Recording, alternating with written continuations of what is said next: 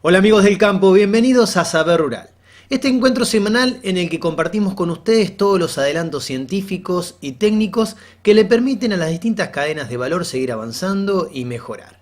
Y a este programa precisamente lo vamos a dedicar a la cadena de valor de producción porcina para ver cómo influye de manera directa la nutrición sobre la fisiología de los cerdos. Los sistemas productivos intensificados han generado una mayor demanda de alimentos para el confinamiento y la suplementación. La evolución en la formulación para uso animal se ha dado de modo paralelo a la producción, dando respuesta a la demanda y a las necesidades nutricionales acordes a lo que la categoría de los animales en cada caso particular requiere. Ya vemos, en la etapa de gestación, que antes hacíamos un solo alimento y quizás manejábamos diferentes cantidades de acuerdo a la etapa. Hoy ya hay algunas granjas que nos permiten hacer dos fórmulas diferentes de gestación, una para la primera etapa, otra para la última etapa, y de esa manera vamos optimizando mucho el proceso. Hoy hay que trabajar genéticamente, cada vez producen más lechones, pero nosotros tenemos que ir acompañando que esos lechones tengan un buen peso al nacimiento, que tengan una buena uniformidad. Y bueno, estamos trabajando mucho en la etapa de gestación, en la etapa de lactancia. También hoy se trabaja mucho con la hembra primeriza de primer parto, que uno a veces, cuando hemos viajado a Estados Unidos hemos visto de que a veces hasta hay granjas de primerizas. Bueno, acá si bien por volumen no hay granjas de primerizas exclusivamente, salvo que sea una granja que recién empieza, pero a la primeriza ya le damos una alimentación especial. No quiere decir que en todas las granjas se puedan hacer esto, pero bueno, son las tendencias que vamos viendo. Después, bueno, en la etapa de lechones, si bien se ha crecido mucho, ahora el crecimiento no es tan grande, pero se va trabajando mucho en mejorar el índice de conversión. Ya en la velocidad de crecimiento y el peso a los 70 días se creció mucho, se va creciendo más lentamente, pero sí trabajamos mucho en conversión. Son los alimentos más caros y cuanto logramos mejores conversiones, más optimizamos el costo. Y bueno, la etapa de engorde, que es donde se define la rentabilidad del negocio, ahí trabajamos formulación por fase, por mínimo costo, fórmulas de machos y de hembras. Bueno, vamos trabajando mucho, ¿no? La adaptación al nuevo alimento está dividido en fases. En general, la mayoría de la industria de la nutrición argentina, como en otras partes del mundo, también lo divide en fases, justamente atendiendo a la situación fisiológica del animal. Es decir, que el primer alimento es un alimento cuya composición es muy semejante a lo que venía consumiendo el animal hasta esa etapa. En este caso, suero de leche, lactosa, aminoácidos simples que se pueden absorber, harinas de alta calidad, aceites. Entonces, a medida que su aparato digestivo va evolucionando, se va acostumbrando a este nuevo alimento, se produce una maduración del intestino que permite ya el agregado de ingredientes un poco más complejos que puedan ser digeridos. Si esos elementos complejos los queremos incorporar rápidamente luego del destete, generalmente no van a ser digeribles por parte del lechón, van a quedar en el intestino, son rápidamente fermentecibles y en consecuencia pueden inducir más una diarrea que un efecto nutritivo, ¿no? El destete es una de las etapas que más influye en la productividad de los animales destinados al abasto, ya que el número de kilogramos de cerdo producidos en el engorde depende directamente de las ganancias de peso logradas en ese momento inicial. La dieta de los cerdos al destete debe contemplar alimentos de alto valor proteico, fácil digestibilidad y fundamentalmente las características fisiológicas del cerdo en esa etapa de desarrollo.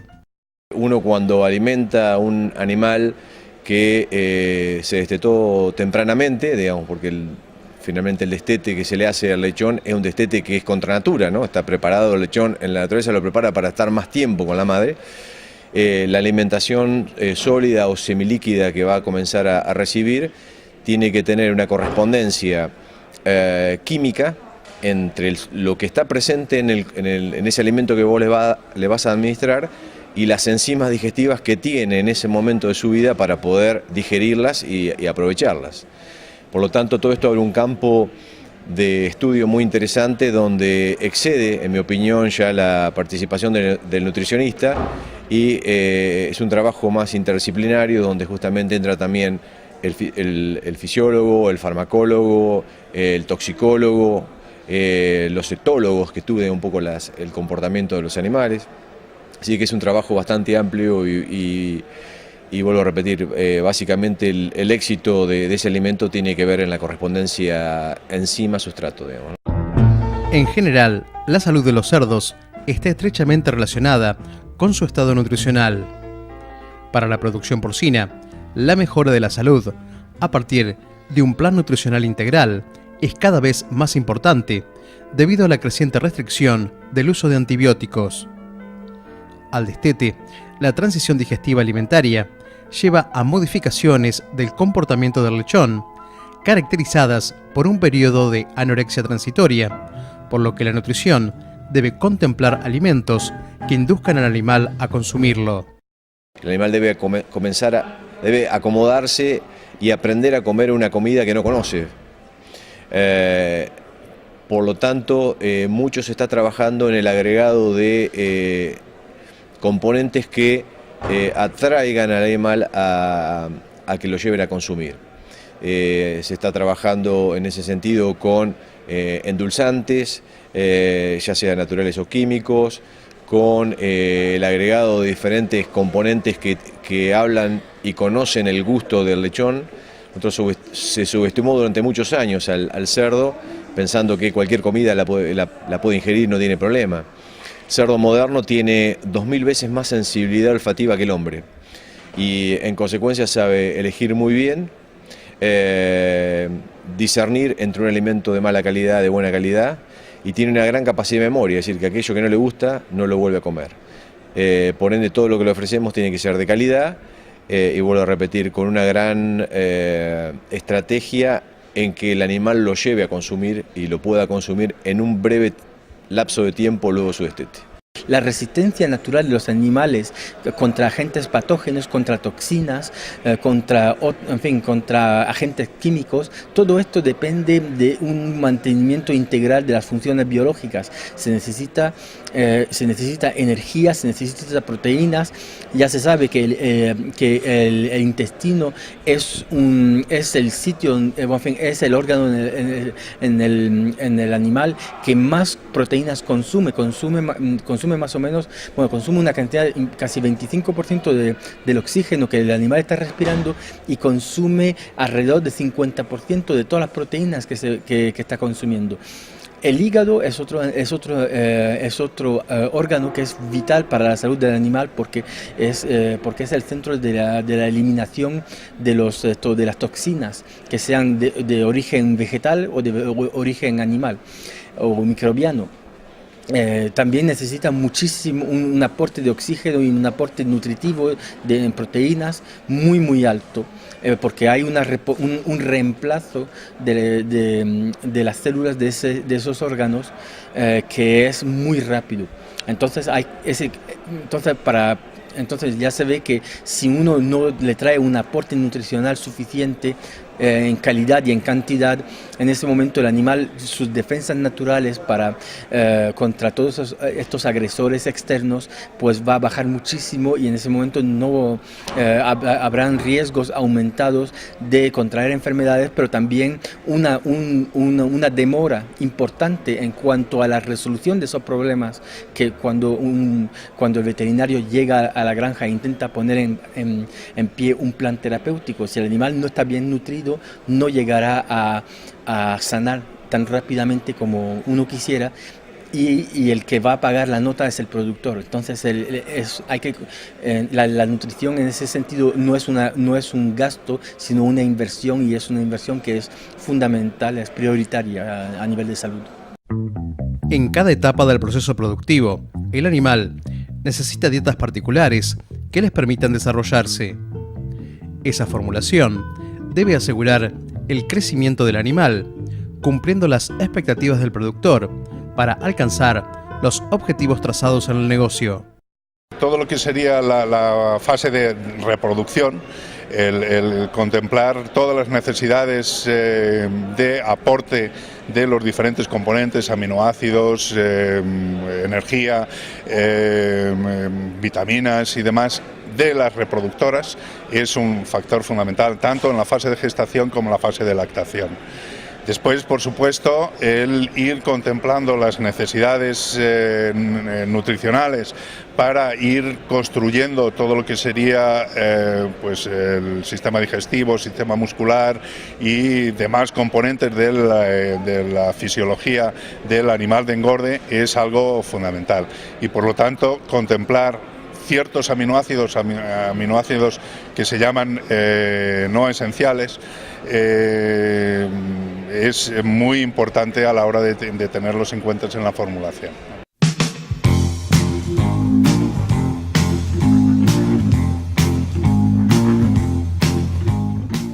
Acabamos de ver cómo impacta la dieta en el desarrollo fisiológico de los cerdos. Y si se quedan con nosotros después de esta pausa que les proponemos hacer, les vamos a contar cómo se pueden prevenir enfermedades en la producción porcina.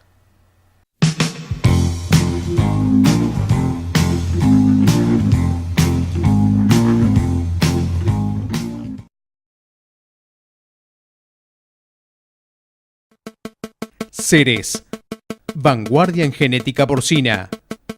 Betifarma, la mejor nutrición para una vida más sana. Llamas Laboratorio, a la vanguardia de la innovación y la calidad. Genética Austral, experiencia e innovación para la producción porcina. Fertium Micromagnum, fertilizante arrancador microgranulado, la cuna de siembra más eficiente para su cultivo.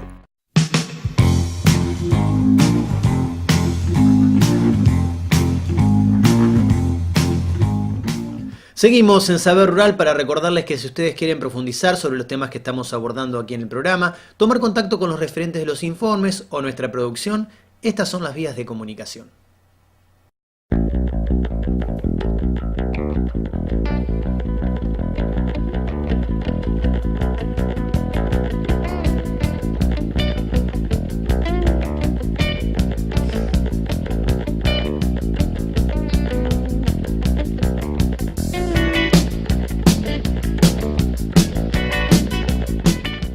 Según dice el refrán, más vale prevenir que curar. Y nada más cierto cuando hablamos de la detección de enfermedades en los animales a través del uso de técnicas de laboratorio. Un tema que los invitamos a abordar a través del siguiente informe. La reacción en cadena de la polimerasa, conocida por su sigla en inglés como PCR, es una técnica que permite replicar entre cientos de miles y millones de veces in vitro, en el transcurrir de pocas horas, pequeñas cantidades de ADN. Uno de los aportes fundamentales de esta metodología a la investigación básica en biología molecular consiste precisamente en la rapidez y eficiencia mediante las cuales se realiza una tarea que antes requería largas jornadas. El producto que se obtiene al finalizar la reacción favorece la tarea de los investigadores en el diagnóstico de enfermedades infecciosas. Desde su descubrimiento, el PCR lo que facilita es la amplificación de pequeñas cantidades de material genético, tanto como ARN o ADN, los dos tipos de ácidos nucleicos, y amplificar de pequeñas cantidades minúsculas a generar millones de copias.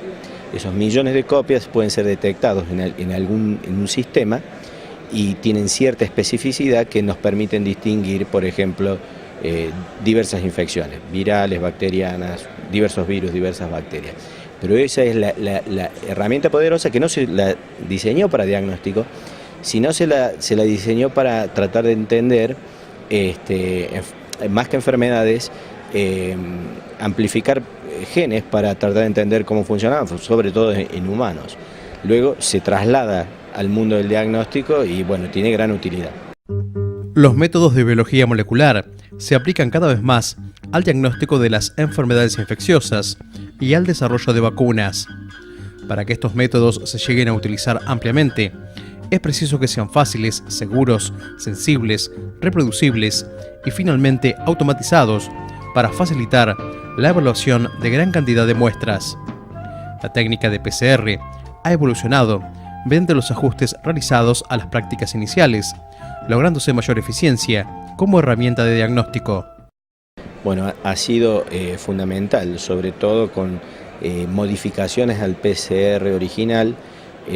Aparece una PCR de tiempo real que básicamente, instantáneamente, sin otro tipo de procedimientos post análisis, post diagnóstico, permite detectar o identificar la presencia de algún patógeno. Eso ha sido una herramienta fundamental que, bueno, la idea es usarlo, tiene alta sensibilidad, puede detectar cantidades muy pequeñas, lo que facilitaría la detección de aquellas enfermedades que tengan baja presencia o baja prevalencia o agentes infecciosos que se repliquen en muy bajo nivel. Para ampliar su utilidad en los diagnósticos veterinarios y en las identificaciones de patógenos, la técnica de PCR se ha modificado ampliamente en los últimos años, permitiendo detectar las enfermedades antes de su manifestación clínica en los animales. La utilidad más grande del PCR va a radicar en cómo usar una técnica tan sensible para la detección de cantidades pequeñas de agentes infecciosos antes de que la enfermedad se manifieste clínicamente. Por lo tanto, podría haber un cambio hacia la idea de monitorear por algún sistema, ya sea colección de muestras de aire, colección de muestras de agua, colección de muestras de materia fecal de animales, y usarla así para detectar la presencia del agente infeccioso antes de que ocurra, en el periodo de incubación, antes de que ocurra o que se establezca una enfermedad clínica. Tomando en cuenta una serie de controles, esa herramienta permitiría, por ejemplo, detectar y tal vez remover aquellos animales o del resto de los animales que están sanos, o cambios en el manejo de aquellos animales que estén enfermos, de acuerdo al tipo de producción. Pero yo creo que el valor más grande en el punto de vista del diagnóstico es si podemos prevenir en vez de definir una vez que la enfermedad se esté presente.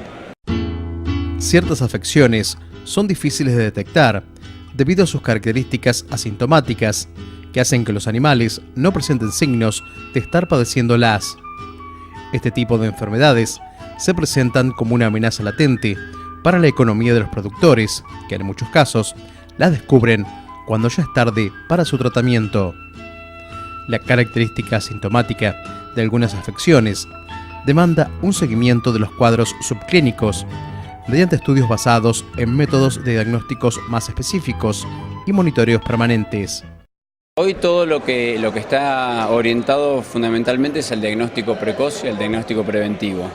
Las herramientas que hay para ese tipo de diagnóstico son sobre todo serológicas, o sea, manejo de muestras de sangre, justamente para establecer un perfil de enfermedades en la granja y de esa manera poder actuar preventivamente contra ellas.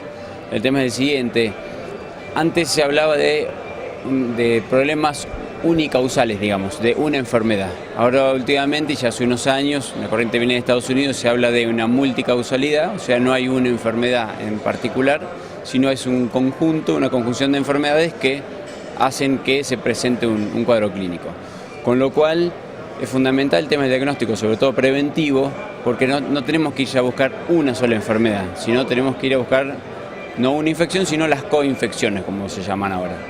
Hay que mantener una vigilancia permanente por lo que está circulando y por lo que no está circulando, y tratar de tener métodos como el PCR u otros métodos que están en estado de desarrollo para poder detectar la presencia de agentes infecciosos antes de que se manifiesten, que luego produce un problema muy serio porque afecta la productividad y con eso, bueno, todas las pérdidas económicas que eso conlleva. Yo creo que allí va a estar el esfuerzo y el desafío en los próximos años.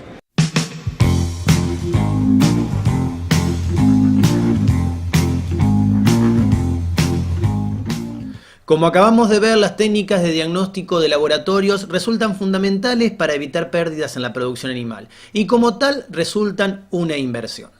Los invitamos ahora a hacer una pequeña pausa. No se vayan, que enseguida volvemos con mucho más Saber Rural.